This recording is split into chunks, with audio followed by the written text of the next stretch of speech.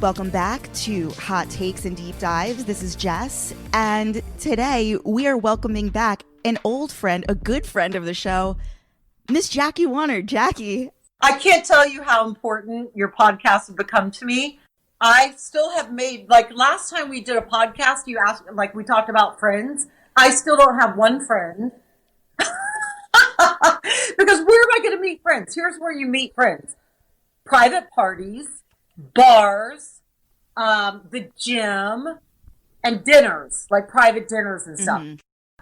Okay, wait. I want to back up. So the last time we chatted, we chatted over the summer. You text. I mean, we've remained in touch, and you texted me last week saying like you want to come back on the show and you want to talk about your video training. So like we're going to talk about all that. But so like just everyone listening, like Jackie has a new offer for you guys, so you can work with her and train with her. But I remember the last time we chatted, you had very recent, basically you were telling me how you had left Los Angeles and moved back home to Ohio, your home state. So here's my question. Sure. So at that time, you were saying that you have not missed one fancy dinner, you have not missed one extravagant Whole Foods experience. So I want to know, are you still happy that you made the move back home? And like, do you miss LA at all? Okay, so I was thinking about this the other day. I'm on YouTube now, like 4 hours a day now. So I was just like happened upon Stevie Nicks interviews and Fleetwood Mac interviews. And Stevie Nicks just like really helped form my personality because I discovered her when I was so young. And she was so different than any woman for years, even when she went and did her solo career. And I was like, I want to be whatever field I'm in. I want to be the Stevie Nicks of that field. I want to be that individual, that powerfully strong as a woman, that like sexy. I want to do all those things like Stevie. So she really was a big part of forming who I was in my teenage years and stuff in my early 20s. But having said that, I'm not going to meet Stevie Nicks in Ohio. And that was, and I really want to meet her. I really want to like train her, meet her, get to know her, like get into her life, become her friend. All the things that I've had with other celebrities like Julia Roberts, who I have become friends with and have met them and have trained them and have hung out with them. I'm never going to have that. And that dawned on me. I was like, okay, Jackie, you live in Ohio now. You're not going to go back to LA. You're not going to have the chance to hang out and talk to Stevie Nicks ever again. But wait, when you were in LA, did you ever meet her? Ever? Yeah, okay, this is what happened to me. Okay, so when I was like 19 or 20, Stevie Nicks had her like second album out, which was an amazing solo album that I loved. And my friend Victoria was a production coordinator for Fox Studios. And Victoria came by my house and put some makeup on, get yourself dressed up, I've got a surprise for you. And I'm like, oh, okay, where are we going? Some lesbian bar, what are we doing? Victoria was much older than me.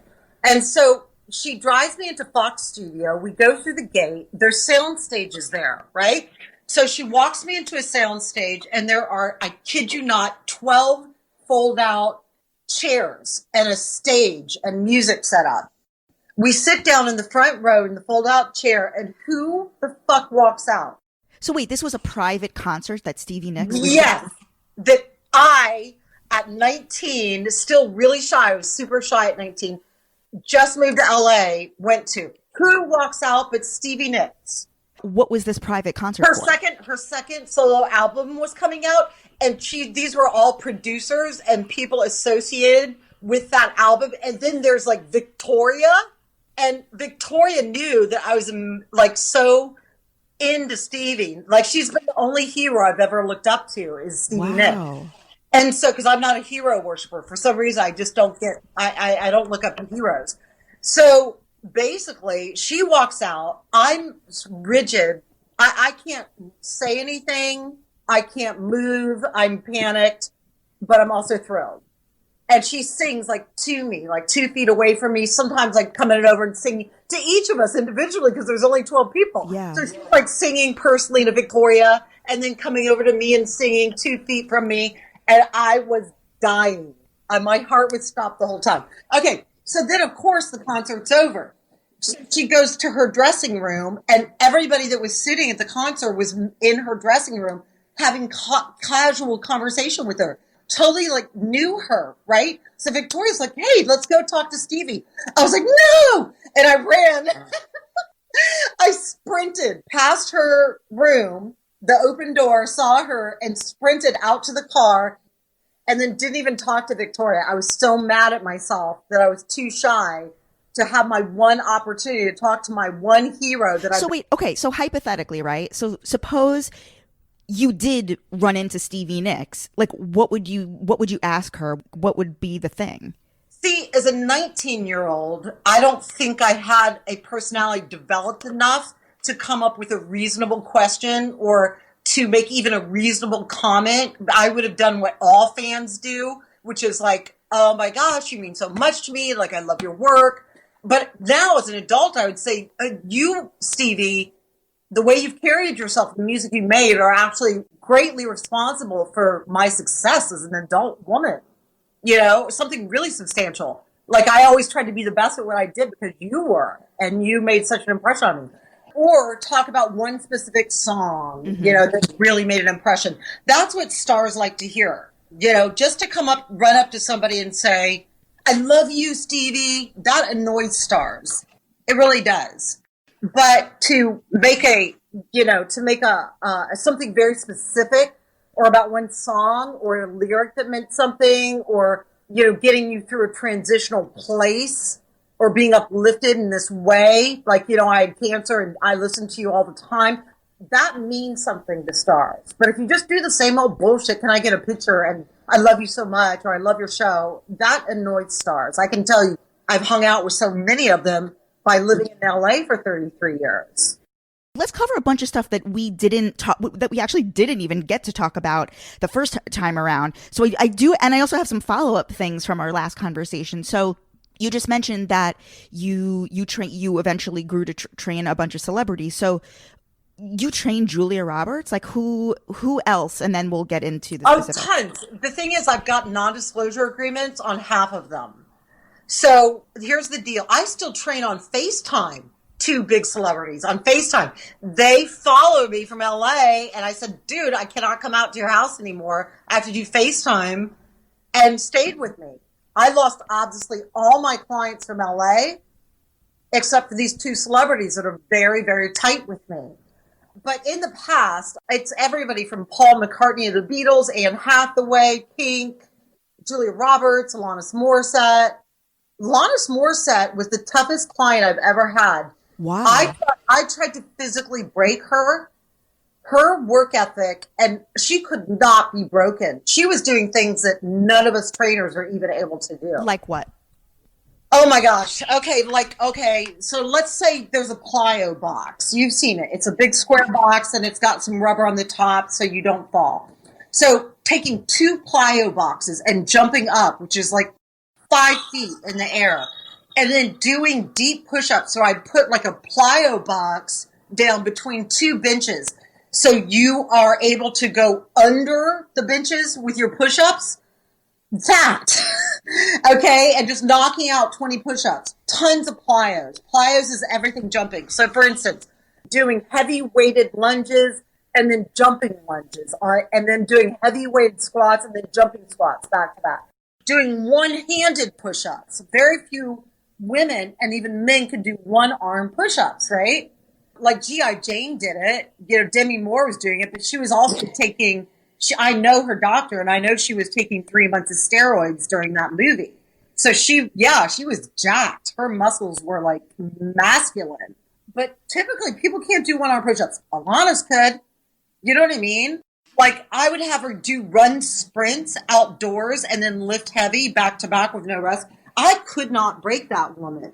But the crazy weird thing about Alanis, this happened, and it happened in front of the whole gym. She would come in, and she had this weird, shy assistant, this little skinny blonde girl, who I would say is average attractiveness. Not like beautiful, but average attractiveness. Isn't that everyone's dream, to be described as average attractiveness? That's what I'm saying. Like Alanis, you know, but she could probably, you know, if she wanted, be with a lot of attractive people. So bottom line is, every time she would come, the story would change as to what this girl meant for her. So one time she'd say, this is my chef. And the next time she'd say, this is my personal assistant. And the next time she would say, this is my friend. That tells me that they were a couple. Right, me too. Well, I didn't think so at first because I thought it was so weird to bring somebody that wasn't training that would just like sit there and look at you while you were training. So wait though, it gets better. So they would come early together and they would go into the bathroom for like 30 to 45 minutes and dominate the bathroom and not come out for 30 to This 45 is at minutes. the gym? Yes, at my private gym where we only had 2 public restrooms. So it's What like were they if you're doing going, in there? I don't know. I'll never know what they were doing. I'll never know. But the whole gym, that's, by the way, everybody gossiped about that. Everybody, because the whole gym, we'd be busy. They would be in the bathroom and people get pissed because they had to change their clothes and get ready for their session. You know, This is Alanis Morissette and her whatever chef assistant fill in the blank. Whatever, and the girl was really meek. She had a hard time like looking you in the eye. She was very meek and very shy. There's nothing wrong with that, but it was just a weird situation because Alanis is very dominant as a woman. She's a very dominant personality. She had to be. The thing was, I couldn't really figure out because stars are really weird when it comes to their personal assistants. The personal assistant becomes everything to that star. Their best friend, their companion, their chef, their stylist, Their therapist. their therapist. So I had a personal assistant for years. In fact, my whole life since I was 21, I've had a personal assistant in Los Angeles. And I got very attached to one of them that was with me for like 7 years. And we got into all kinds of drama and trouble together. She knew every little dirty secret, where the bodies were buried. That woman knew everything about me. That could be like Alanis was just extremely attached to her personal assistant. But what the hell are you doing with your personal assistant for 30 minutes? Are you like back-to-back calls in the bathroom? It was very weird.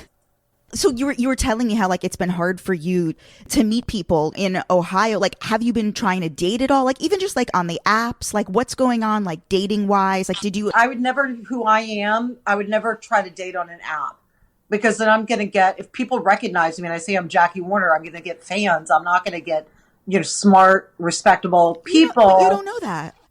Okay. So for instance, first of all, I am super picky. Because I don't mind being alone. I love my alone time. So when you get to a place that you love being alone and you don't mind being alone, then you can choose somebody that is really fulfills, checks all those boxes for you. Women and men really date beneath them many times because they're so terrified of being alone. What would check all of your boxes? Naturally beautiful,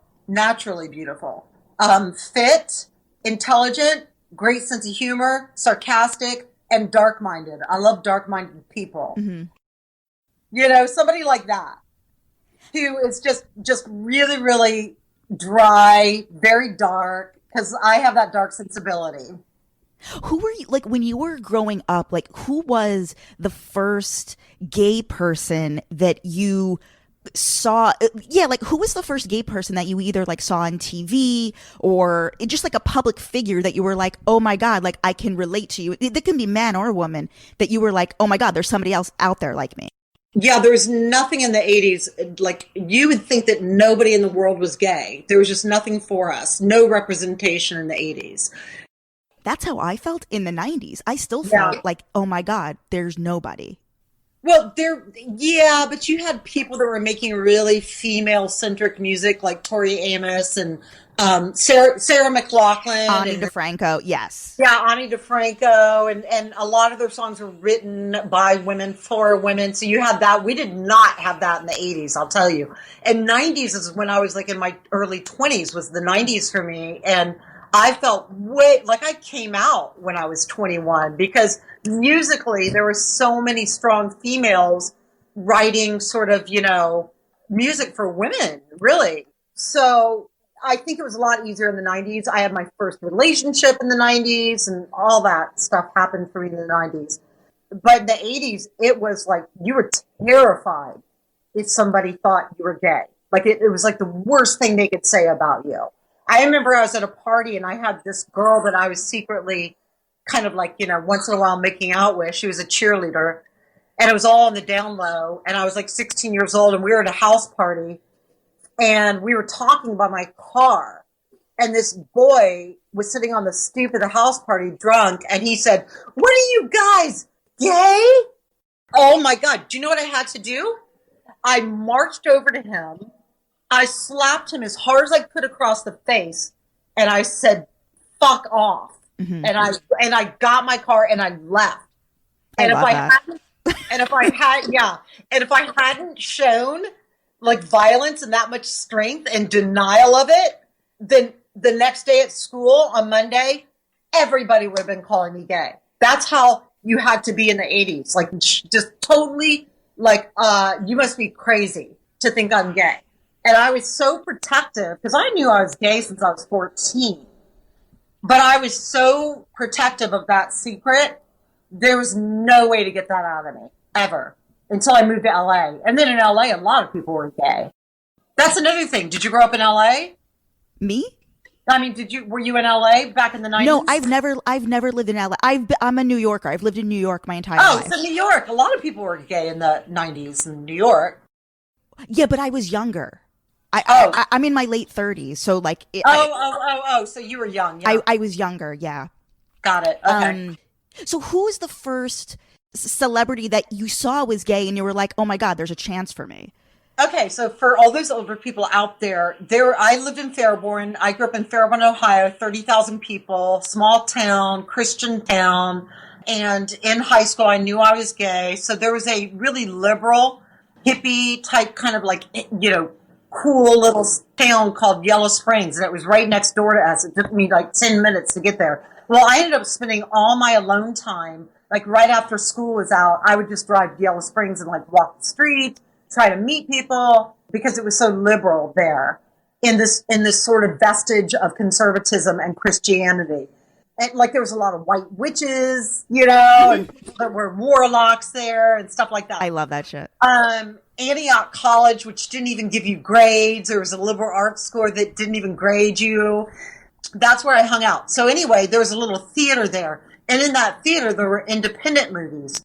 And I found out and saw a flyer for an independent movie called Desert Hearts. Oh my God. This is like the first gay movie ever. The first gay movie I ever saw. So here's the deal. I couldn't tell anybody. So I just like left my house in my car one night. I was 16 years old and I drove, to Yellow Springs and I parked my car and I walked into the theater by myself. I sat down, lights off, and I watched Desert Hearts. And of course I had a crush on the feminine one because I like athletic girls, but tomboys, like pretty tomboys.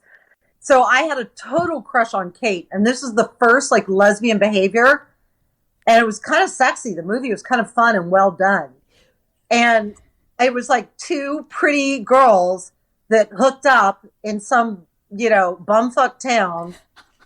And it was like there was a sex scene in it. And I was riveted but frozen in my seat, like just frozen with fear. And so before the movie was even over, I like ran out of there, got my car, drove back home, went to bed, and never told anybody. In fact, you're the first person I've ever told that to. Oh my God. So then okay, so that was like totally like in the 80s. I don't know the exact year that movie came out. That was totally 80s. Yeah, that was totally 80s. Then, you had stuff in the early 90s. You had stuff like Mulholland Drive and Bound and Gia, with Angela. I saw Mulholland. So 80s, I was in high school and junior high. 90s, I was fully as a young adult, like 21, 22, 23, 24, 25, just up to 30. So basically, and also I was living in Los Angeles, obviously, all through the 90s. What a time to be alive. I mean, seriously. It was a great time to be alive. I watched Mulholland Drive like 10 times. I was obsessed with it because I love... Naomi Watts, of course. Yeah, Naomi Watts. Oh, so yeah. I loved her. That was her breakout role.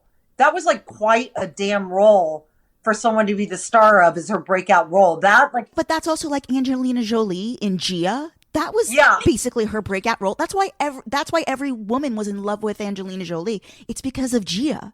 right. And then she never really got a role like that again in terms of, messing with her sexuality on screen. So I don't know many lesbians that like stuck with her career and was like, I love her.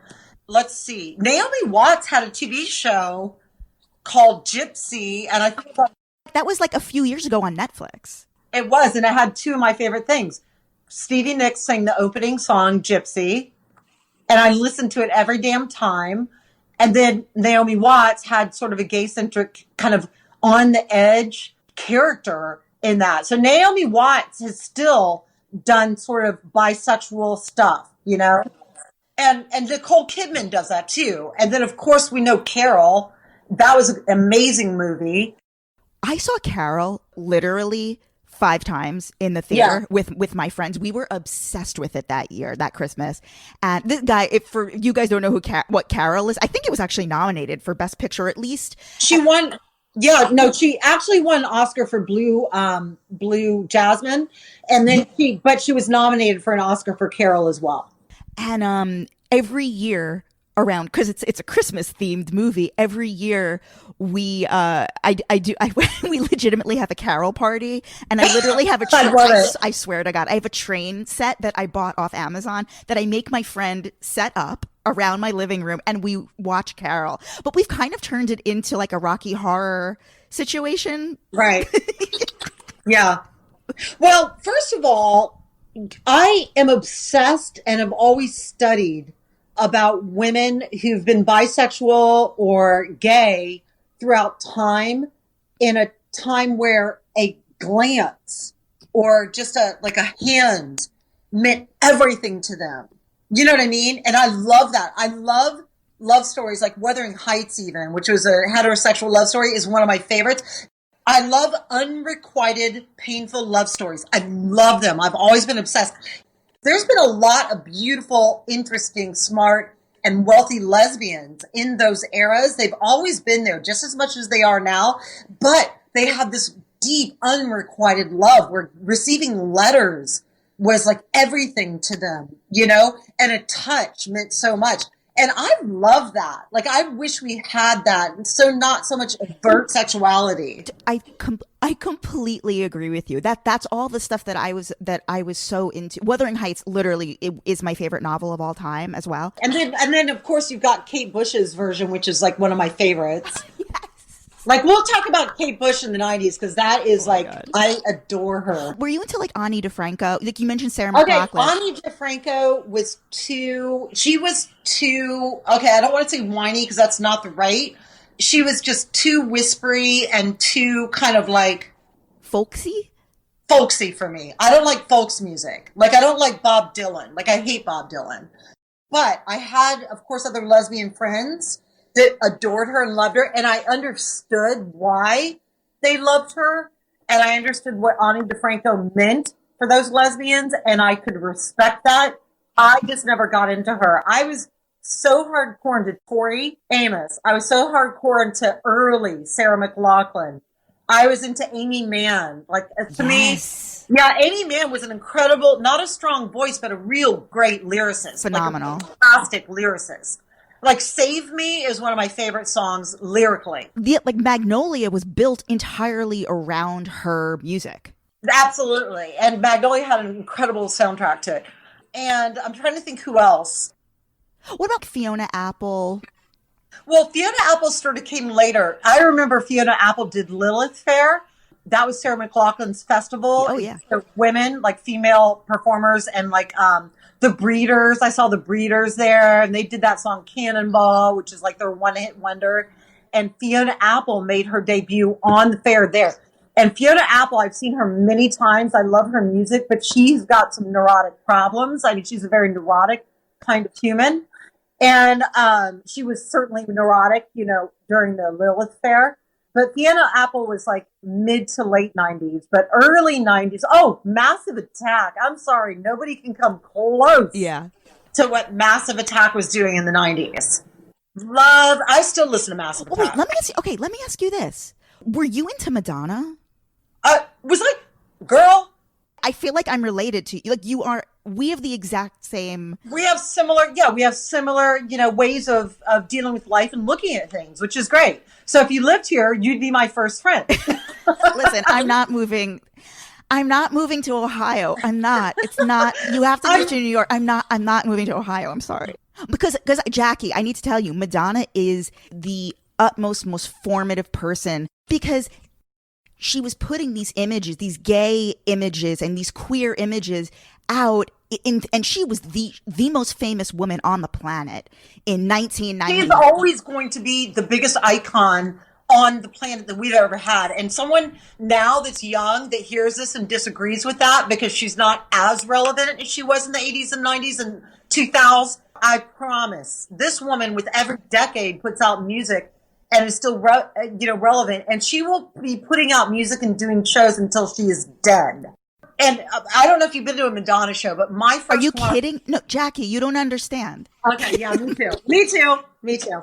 Because Madonna also, I look at her as not strong as a singer or even a musician, but she is one of the strongest artists, performance artists that we've ever had. Like, I am so into art, and I went to art school, and we would have to go see all these performance artists at like MoMA, all of that. And Madonna is the top performance artist I'm going to say in the 90s and early 2000s that I've ever seen live, ever. Did you see the Blonde Ambition tour live or the Girly Show live? Yes. The answer is yes to it all. The last show, I don't know, was the Girly Show. Okay, do you remember the equestrian where it was horses on screens and it was... That was the opening of the Confessions tour. Okay, that was my last concert of hers. That's one of her best. Okay, because it was one of her best. I've actually watched it on HBO like 5 times. It's so gorgeous. It's so beautiful. I mean, Madonna is the type of woman to get like the best parkour. You know what parkour is? Yeah. Like, on one of her concerts, she doesn't get like, oh, LA parkour, New York. She gets like from France, where they started parkour. And if people don't know what that is, that's these crazy ass motherfuckers that jump from building to building and literally look like Spider-Man, where their arts and their body and the ability of what they can do. They are more impressive than Cirque du Soleil, these professional parkour guys and girls. And she had those parkour on her stage doing parkour, and it was unbelievable. What are your favorite Madonna albums? Okay, let's see. I mean, the first one, that to me was the party album of the decade. Mm-hmm. Was her first album with Lucky Star, Celebrate, Everybody. Remember Everybody? Yeah, that was her first single. Yeah. Yeah, that was her single. So I was like a fan of hers. And I remember in high school, everybody had to take sides about like who they liked musically because music became so important to us in high school and junior high. And I remember that you were either a Cyndi Lauper fan or you were a Madonna fan. That year, I think they were up against each other for Best New Artist at the Grammys, and Cyndi Lauper won. I know. And here's the crazy thing. It's like I was a major rebel like my whole life. Even when I was a little kid, I was always doing out things, rebellious and outside the box. And I wanted to relate more to Cyndi Lauper because she wore like crazier clothes and she had crazy dyed hair and shaved and all this stuff, right? So I want to be like an individual and claim Cyndi Lauper, but I was a secret Madonna fan for sure. And what about like her 90s stuff? Like, were you into like erotica, bedtime Ray of stories? Light? I was into it all. I have it still. I have all that music. And Ray of Light to me was when she made a spiritual adult change where her music really, really kind of went out of just super sex forward because she's always been very sexual forward. And Ray of Light was sex back, taking a back seat and more spiritualism forward because that's when she got into Kabbalah. And Ray of Light is still one of my favorite albums. I could totally put that music on and just totally love it. So yeah, she's transitioned. She's changed herself so much, but I had the sex book. I mean, everybody got the sex book. And I was in high school, I think, or maybe 18 or 19. And I remember people lined around the corner at the malls to get the sex book, just like they do for a new iPhone now. And when we saw it, we were like, oh my God, she didn't. She didn't do that. And yes, she did. And now, by the way, now Kim Kardashian is doing magazines showing. So that's like nothing. Like the sex book, nobody would even buy it in this day and age. I know that you're a relationship person and you've been in very long relationships. Like, did you ever want to get married or have a family, have a baby, anything like that? No, no. I would not have trusted any one of my girlfriends to raise a child. Because it was every single one of my girlfriends, and I'll blame myself for this. It was a roller coaster ride. And if I had a child, I would want complete peacefulness, serenity, calm, all those things that I didn't have in my relationships. And the reason is because sometimes going for the most attractive, charismatic person in the room is not the best idea. Because if we're both competing for constant attention and we're both A-type personalities and we're both charismatic and we both are jealous types, that's not good for raising a child. And I never wanted to have a child. And I certainly, if I had been married, to one of those long-term relationships, we would have ended in divorce and they would have taken all my money every single time. So no. Mm-hmm. Thanks. No thanks. Going back to our gay movies and TV, there was like the L Word there, and there was Queer as Folk. Did you watch those?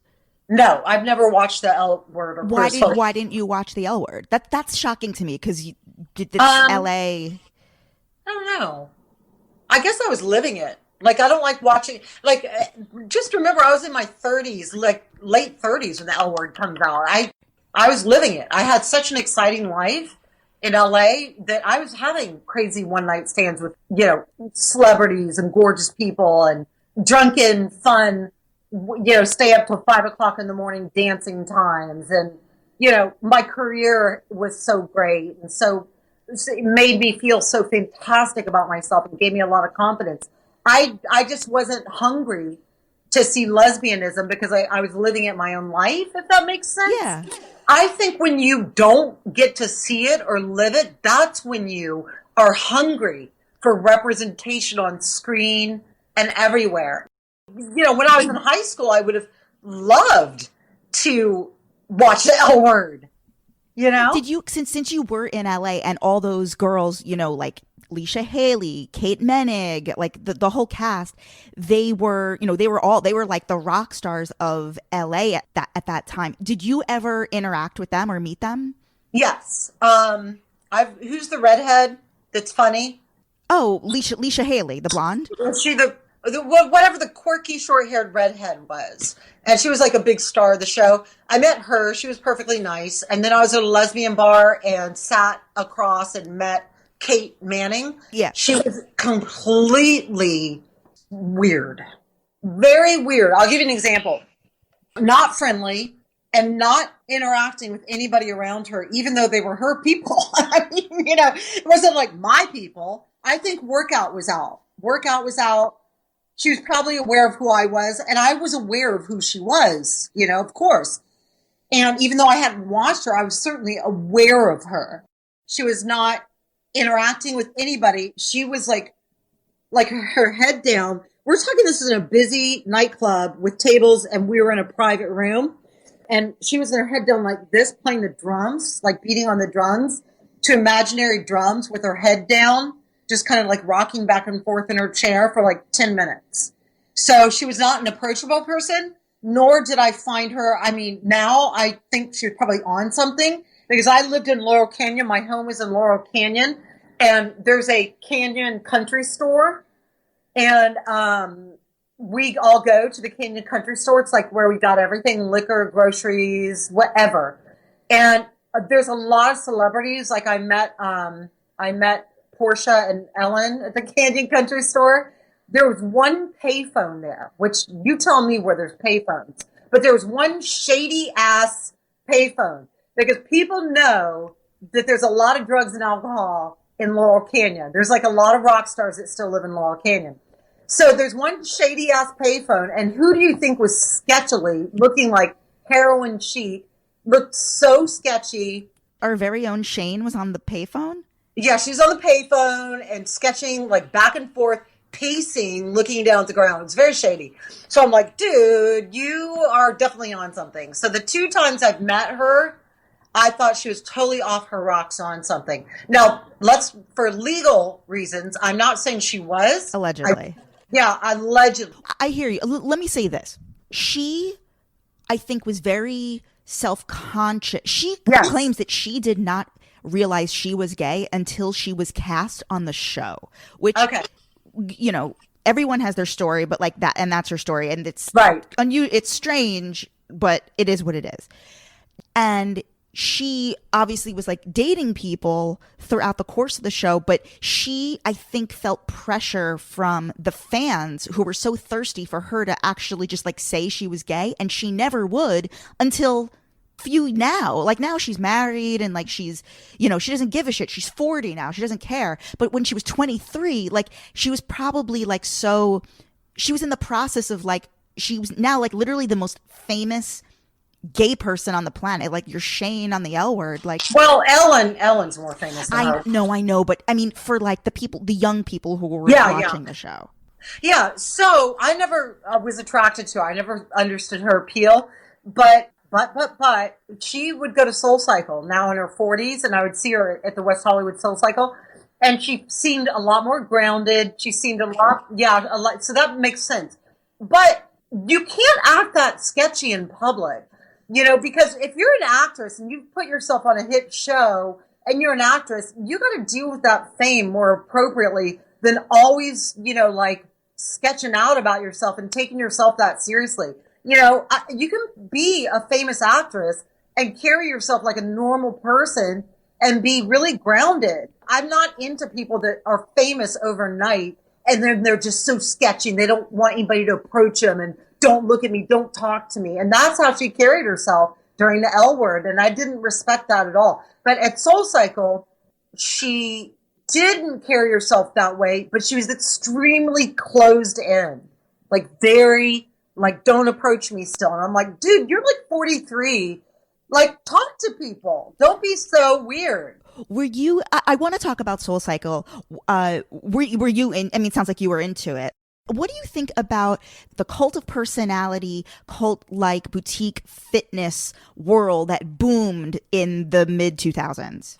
I loved it. I've been part of it. I've had it. I've been on the receiving end of that, and I've been on the giving end of that. I'll give you an example. Like in the early 90s, Jill and I were together. We were a strong couple, and that's when we discovered spinning. You and Jillian Michaels discovered spinning together. Yeah, and we were pretty hardcore into it. Like Jillian and I, our whole life was working out. I mean, we had a great parties and all that fun stuff too. We lived together for many years, but we were there every single day. We were spending 7 days a week with this cult type figure. Her name was Andrea.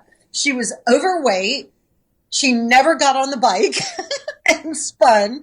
Like in SoulCycle, was this called Made in LA? Yeah, before. So Andrea went to Hollywood and started a gym called Made in LA. Okay. But this is before she started that gym in Hollywood. Andrea Lowent? Yeah, that's right.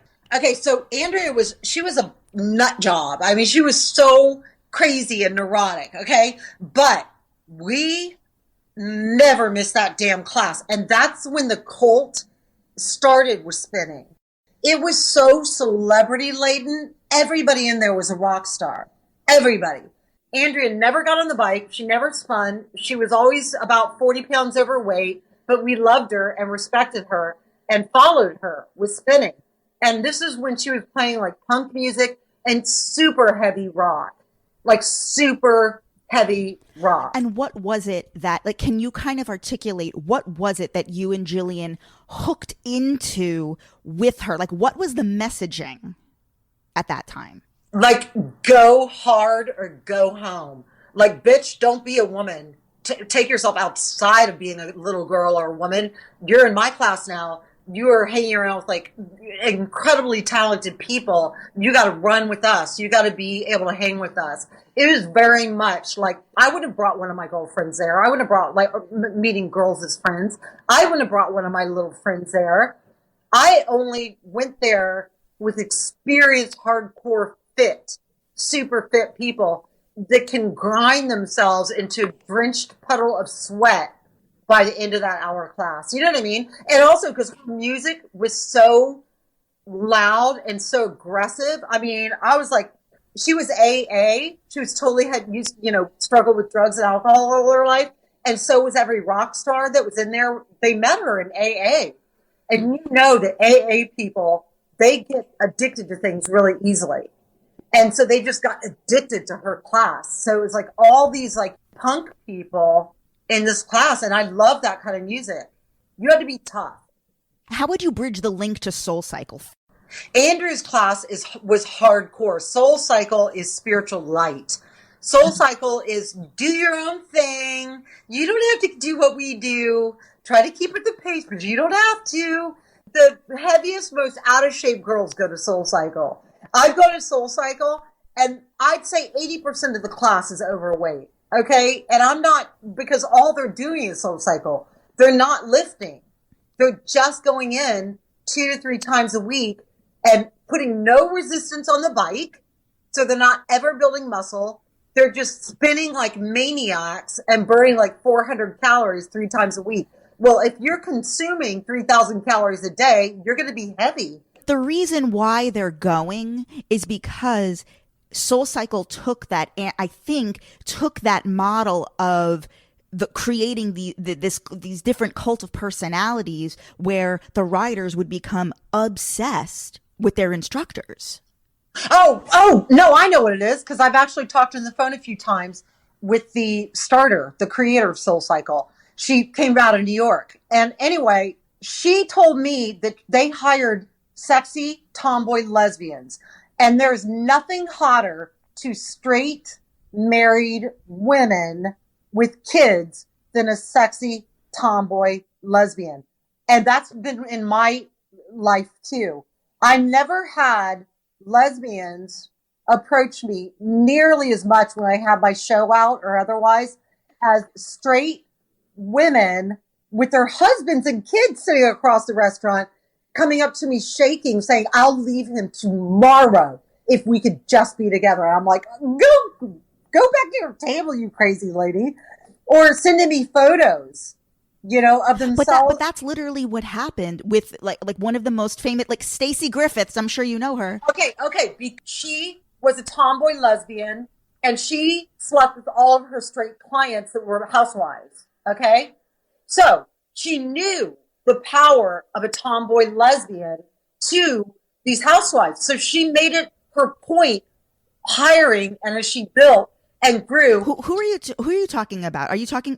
When I had my gym, they contacted me at my gym, one of them, and they said, I'm so-and-so. I think it was, I don't know who it was. And they said, I'm the creator of SoulCycle. Do you want to get together? Do you want to talk about ideas? La, la, la. Maybe it wasn't them that said it. Maybe it was, was it Stacey Griffith? Maybe, because Stacey taught at Equinox. Yes. And I used to go to that class. Yeah, I don't think, yes, she probably said she created SoulCycle. Yeah. So maybe it was Stacey, because Stacey always sleeps with her client.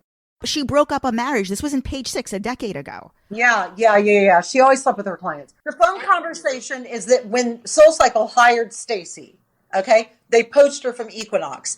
And when they hired her, they were hiring tomboy lesbians because maybe Stacey had told them how much housewives, I call them horny housewives, respond to tomboy lesbians. I mean, they go crazy over tomboy lesbians.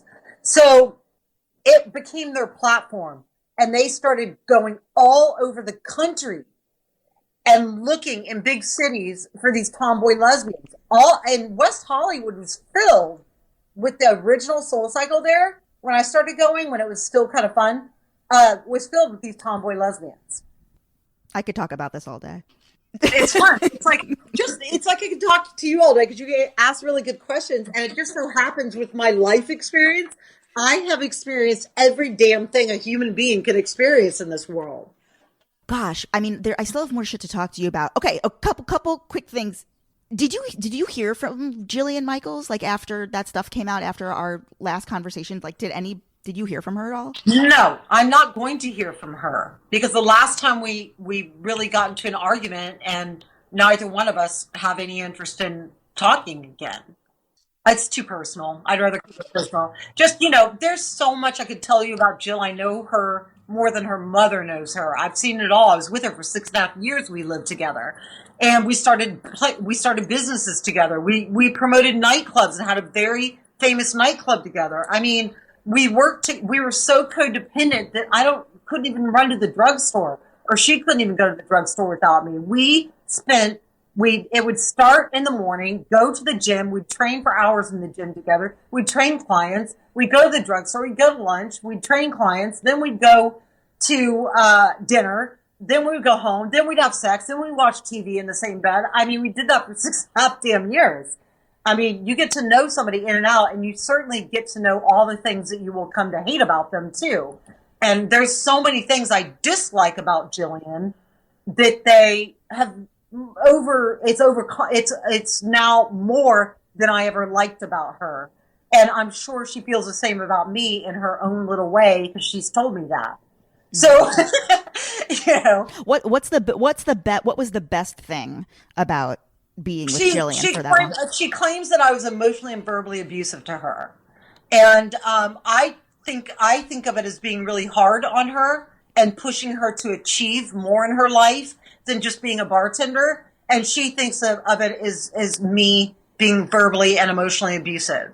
And so I had to look at that for many years and think about that. So I did a lot of favors for her and helped her in her career every step of the way. With Biggest Loser, they were going to fire her because she cheated in one of her contests, and they had it on camera, and I made that situation go away. I talked to the attorneys. I got her another contract. So I made a lot of things go away for her that were bad, and a lot of things go for her good out of the guilt that I maybe was emotionally abusive to her. I really did. I tried to make up for it in so many ways after we weren't even together anymore, but just as acquaintances or friends. But she can't ever let it go. And so she's got this love-hate for me. It's a deep love because I was her first and most consequential love, but it's also a deep hatred for me.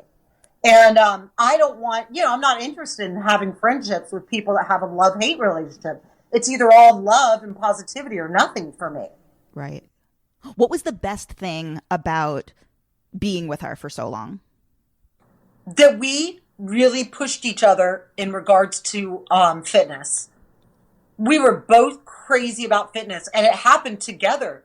I'll never forget it. We saw Terminator. Terminator 2 came out with Linda Hamilton. And the famous scene where she's jacked and she is doing pull-ups in her mental health cell.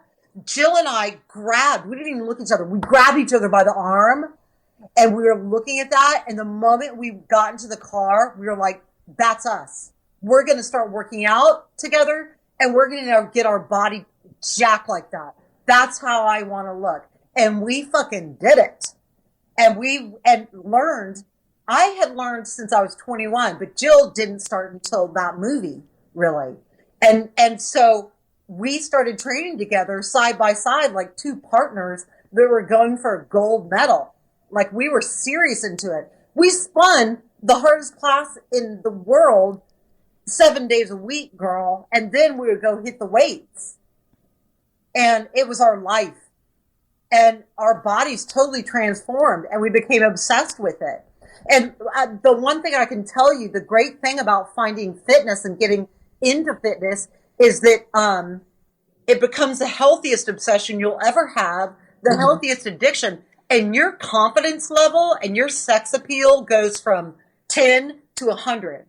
You just become this beautiful, no matter what your looks are, your physical appearances, your energy, your sex appeal, your confidence goes from 0 to 60 with your fitness levels. And that's what we were looking for. And we could not have gotten to where we are today without that work that we did together in the gym together. Really quickly, I want to touch on workout because that's how everybody knows you. So I know that you used to come to New York City a lot for press, for Bravo. A lot, yeah. What was that experience like? Like coming to New York for the show for press, and like who were you hanging out with on those trips? Like anybody from the Bravo world? Like did you guys go out at night? I could not get rid of Bravo celebrities. Bravo celebrities, more than any other network, love to hang out with each other. And I had all those housewives from Orange County to New York to all those housewives constantly latching on. But they wanted to hang, like when you would come to New York, were they like, did you go out with them? Like, let me explain what happens. Bravo does PR for you. Okay. And Bravo loves their celebrities. And Bravo, every time you're in New York and LA, they constantly invite you and get you into red carpet fun parties where all their other Bravo celebrities are, like Jeff Lewis and, all the housewives and Rachel Zoe. Okay. All those Bravo people, Queer Eye back in the day. And so they love that. They love a whole room full of Bravo celebrities. So you meet them all and you follow them and meeting, who they are, you watch their shows or whatever. And you guys are aware, you trade numbers. Like I have all those Bravo celebrities in my phone still, all that. And sometimes you try to do PR together. I never did, but they always did. They'd always say, oh, you live in Malibu. Let's go down to the beach and get our bikinis on and do PR. All those Orange County used to always invite me for things like that. And I always said no. Because I didn't want to be seen with them. Because to me, I looked down upon women that acted like that. So you were, definitely around a lot of celebrities. And then I had a regular publicist that would get me in mainstream. So not Bravo parties. And that's where I'd meet a lot of celebrities that were, artists and musicians and actors. Every time I go to New York, I was around people on SNL, which is a treat to me. I would go to SNL. I'd have private. It's hard to get into SNL. And I would go on a floor seat and be at SNL, which is really hard ticket to get. So I'd always watch them. I'd hang after because they'd always go to like the cool bar afterwards and hang out. And that was my life every time I went to New York was work, alcohol infused fun, and private parties. So New York was always like fun / really hard work. Did you go out to like the Cubby Hole and places like that? Yes. If it was in New York and if it was the happening place, I went there. Did you have fun? Yeah. Oh my gosh. I remember Andy Cohen called me up and said, okay, I know you're not going to want to do it. Because he knew that I was like not a happy reality star. And like I always hated them. And so he was like, I know you're not going to want to do it, but we want you to guest spot on this new show that we're shooting like 8 episodes on Bravo. I can't even remember the show. It was like a comedian was on there hosting it. And it was like couples trading jobs and how did they do in their mate's job. It's something weird. Mm-hmm. But I was one of the celebrity guests. So let me tell you that 3-day trip that I went on. I was supposed to shoot 2 days worth, 1 full episode, 2 days worth of work in the studio for Andy and for Bravo. Okay? As a celebrity judge. This is what I did. It started off innocent enough. I come in from my flight from LA. I'm staying at the Standard Union Square, which is always where I stayed because I like it. And because they had a great gym and a spa. And so the restaurant's not open yet. It's like 5:00 in the evening. And I thought, well, I'll just wait for the restaurant to open, sit by myself, be a good girl, and have my meal, go up to bed early because I've got a 5 a.m. hair and makeup. Okay, that's what I was going to do. I'd go to the bar and say, I'll just have 1 glass of wine until the restaurant opens up. That 1 glass of wine ended up me sitting next to some model who was like 6'2". We struck up a conversation. We ended up drinking. She ended up missing her appointment that night. We ended up getting a group of people at the Union Bar, Standard Bar, that gravitated towards us because we were like drunk and having a blast. We went to 4 bars. We went bar hopping all over, everywhere. I got home into my hotel at 3:00 in the morning. She and I had sex until 5, until my makeup and hair knocked on the door. And I drank hard liquor then. I was drinking, listen to what I was drinking, vodka martinis. So I was really lit. Hair and makeup. I have to jump in the shower. She's still in bed. I get in the shower, get my hair and makeup, and I'm driven to the studio. I'm reeking of vodka. Andy wants to visit me on set. So I'm like trying to stay like 6 feet away from him. And I am still wasted. So we shoot that. I don't even remember it at all. I come back to, and the girl, by the way, that model, she was supposed to leave. She was going to shoot somewhere and was supposed to leave. So I said, well, it was great meeting you. We didn't even exchange numbers, nothing. And I said, I've got another day here, so see ya. Had fun. Okay. I get a voicemail message on my hotel phone that she's decided to stay another day. So we do the whole damn thing exactly the second night. So this time, she's in bed at 5:00 in the morning. Hair and makeup knocks on my door.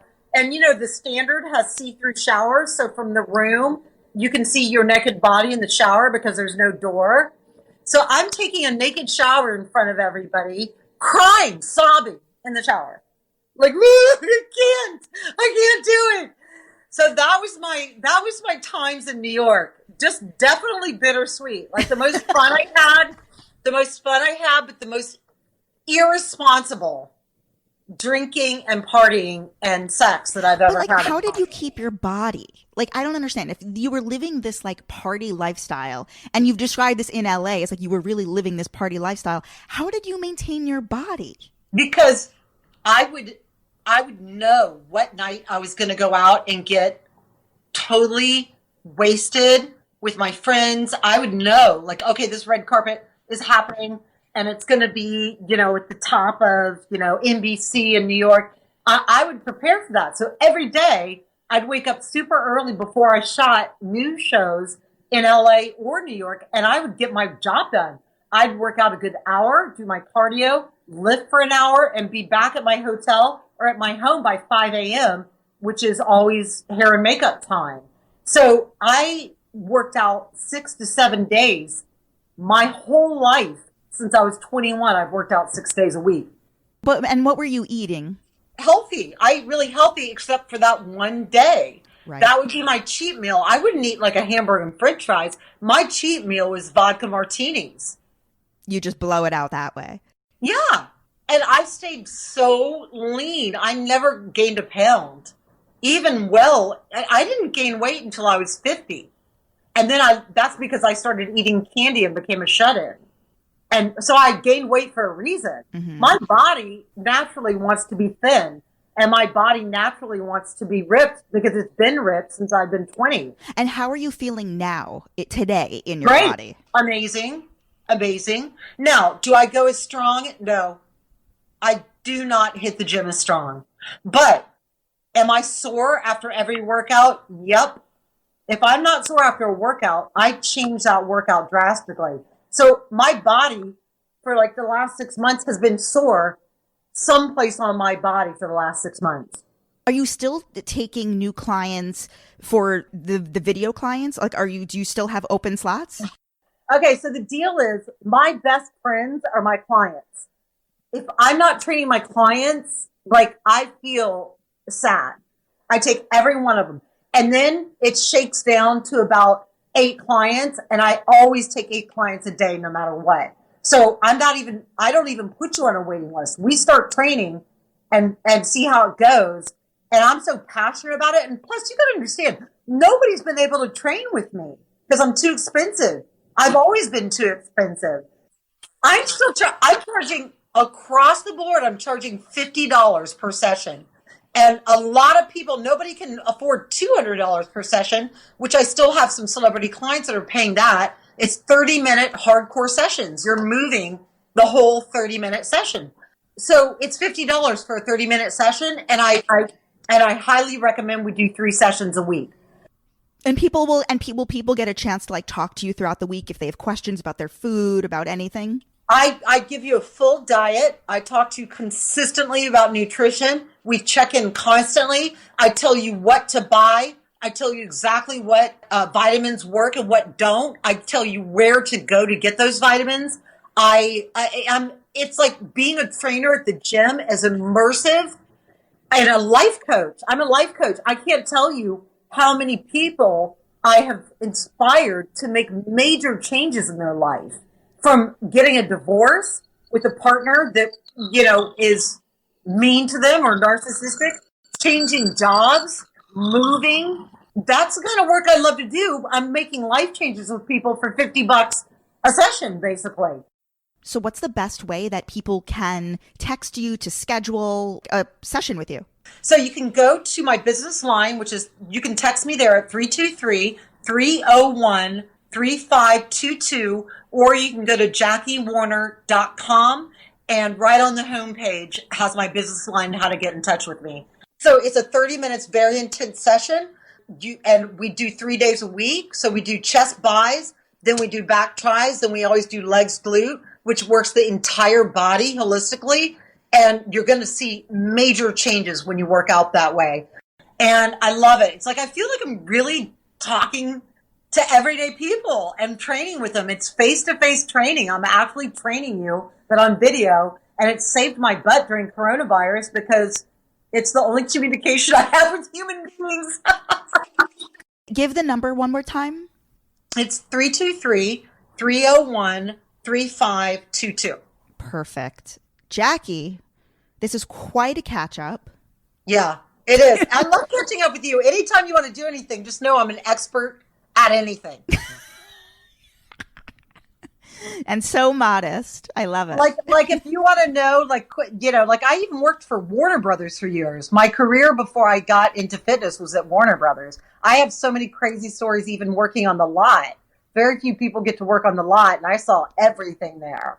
So, Let's save that for next time. You said it all. You did it again. That's it. Guys, if you want to follow Jackie, just go to Jackie Warner on Instagram, or again, the number to text her and she'll get right back to you is 323-301-3522. Jackie, thank you. You're the best. It's always a pleasure. It's always a pleasure, and thank you for talking to me. You're like my only friend outside of my clients during coronavirus. I love it. Yay! Thank you so much, guys. You can follow me, Jess XNYC. Follow the show account, Hot Takes Deep Dives, and Jackie and I will see you soon.